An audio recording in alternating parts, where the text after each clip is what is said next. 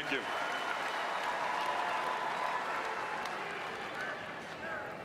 Ladies and gentlemen, I would like to make something very clear. Blue lives matter in America.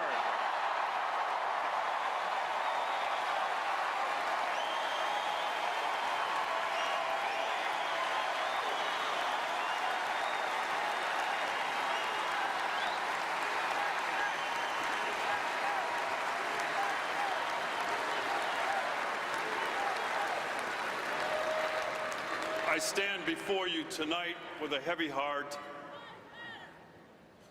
as the law enforcement community prepares to bury three of Baton Rouge, Louisiana's finest. But there is some good news out of Baltimore, Maryland, as Lieutenant Brian Rice was acquitted on all charges.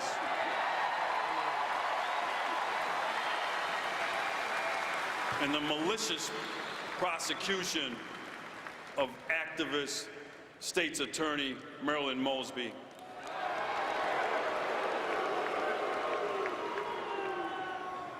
Now I want to talk to you about something important.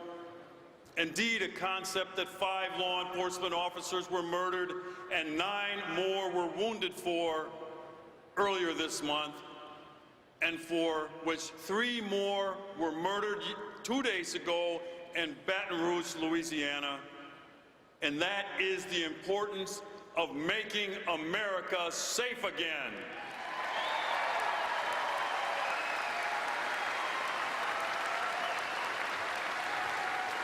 You see, I believe that this noble mission is not just a requirement, but a prerequisite for achieving this campaign's goal of making America great again.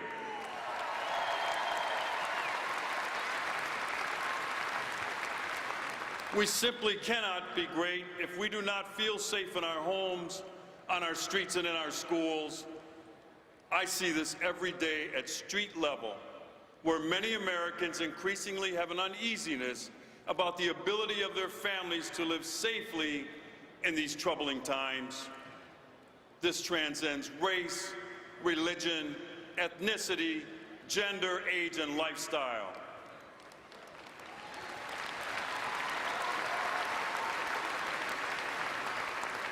And if you don't believe it, a recent Gallup poll confirms it. And more than half of all Americans now worry a great deal about crime and violence, up consistently and dramatically from just a few years ago. And for African Americans, that number is 70%. Sadly, for a growing number of communities, the sense of safety that many of us once took for granted has been shattered. Americans don't always feel safe, no matter if they are working in a big city, living in a suburb, or rural areas all around this great country.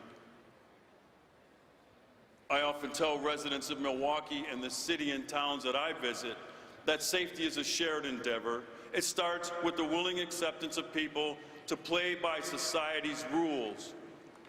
A code, if you will, where we collectively agree upon that ensures stability, fairness, and respect. It is built on a foundation of trust in each other and in the people who administer and enforce society's rules, which at its foundation is the rule of law.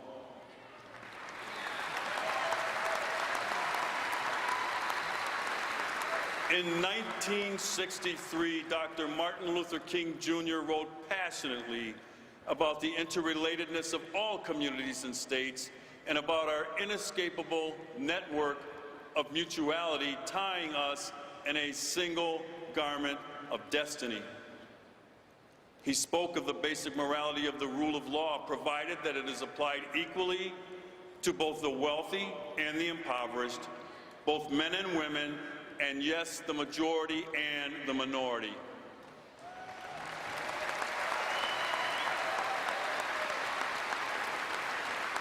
What we witnessed in Ferguson, in Baltimore, and Baton Rouge was a collapse of the social order. So many of the actions of the Occupy movement and Black Lives Matter transcends peaceful protest and violates the code of conduct we rely on. I call it anarchy.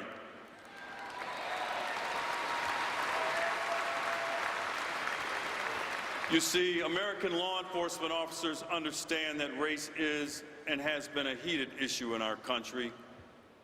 Most appreciate the vital need for thoroughness and transparency and pursuit of the greater good in their actions and in their investigations. These are truths that are self-evident to me and which I practice, and they are the truths that Donald Trump understands and supports.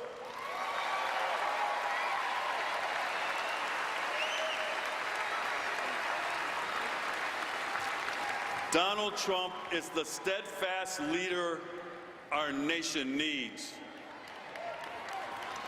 He has spoken passionately to me of his belief in our American system of justice, and he speaks to the values that are at the foundation of our social contract. Throughout his campaign and over the many years before, he has consistently and constantly raised his voice, not only in defense of the character of the American police officer, but the need for all people to feel that they are being treated fairly and respectfully by law enforcement.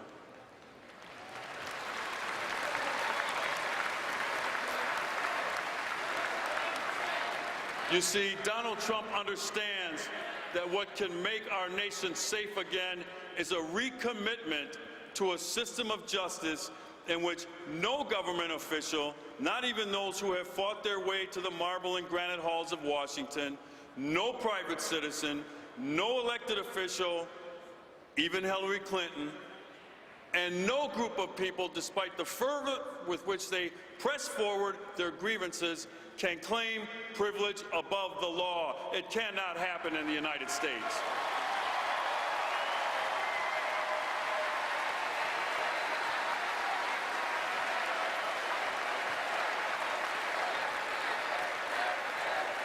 The tradition of the primacy of the rule of law in America is strong. It is in those simple facts and in our acts we will move forward toward making America safe again. God bless you, and may God continue to bless these United States of America.